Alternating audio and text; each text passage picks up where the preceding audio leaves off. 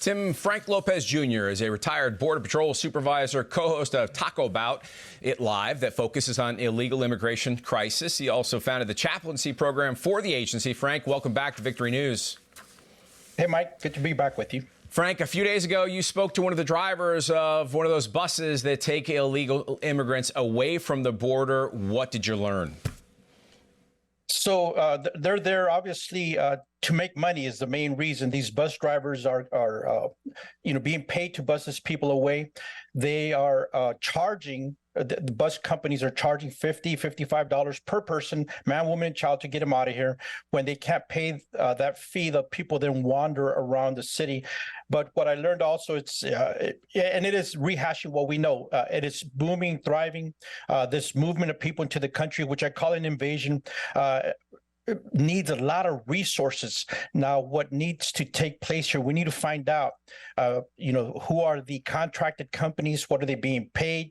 Why are they charging these people if they're already using taxpayer dollars for that? Who is reaping money from this invasion? We need to follow the money trail. Follow the money is right, Frank. Now, Homeland Security Secretary Alejandro Mayorkas met privately with the horseback agents who he falsely accused of whipping Haitian migrants in 2021. Yeah. But sources say there was no apology from Mayorkas for the false accusations and removal from service. Frank, is that any way to motivate overworked and insulted border agents? Definitely not. Look, these are men who ride the line, men and women who go out on their own, patrol the darkest hours, with backup miles away. They face life and death daily. At least when I was in, honor first is our motto. They can see through a person. And there's a saying in the Border Patrol, if you mess up, fess up. And so Alejandro Mayorkas betrayed the trust of the men and women of the Border Patrol. He just needs to come out. They will appreciate him at least owning up. And so this agency's resources and manpower are already, bending at the point of breaking from what they are doing. And so they need honesty from the top down. Now, according to a CBP memo obtained by the Daily Caller, agents in other locations are being pulled from field duty to sit at computers and perform mass immigrant virtual releases to assist the southern border agents who are overwhelmed. And even as Marjorie Taylor Greene seeks to impeach Alejandro Mayorkas, Congressman Byron Donalds wants to go higher. Take a listen. You have a significantly bigger problem, and that problem is Joe Biden. Let's be very clear. Joe Biden on day one made border policy the way it is. It is destructive of the country. It's destructive of every city, whether you're a blue city, red city, it doesn't matter. It is indiscriminate.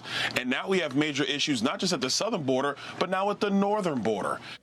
So, Frank, are Joe Biden and his administration awarding illegal immigration by their failure to secure the border, do you think? Yes, they are. They're failing at their basic duties as per the Constitution's Article 4 and Articles 1, which talk about repelling invasion, protecting against invasion.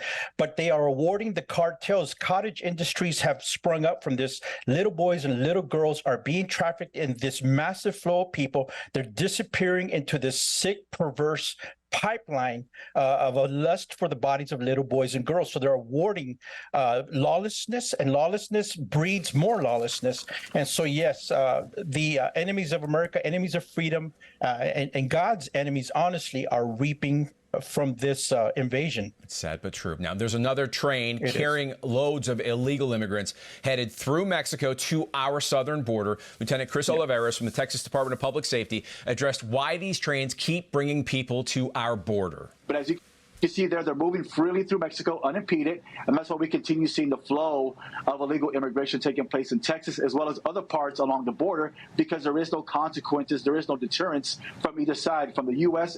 and in Mexico. No deterrence. Should the U.S. be putting demands on Mexican officials, Frank, to stop these illegal immigrants from riding the rails across Mexico to our southern border?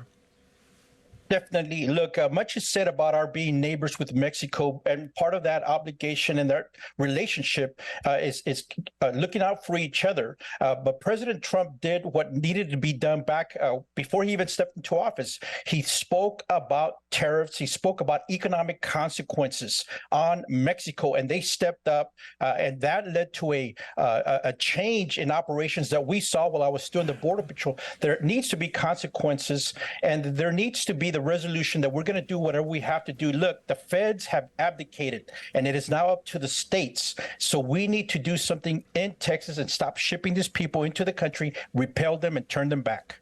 Frank Lopez Jr., thank you for your time. I appreciate your insight. Thank you.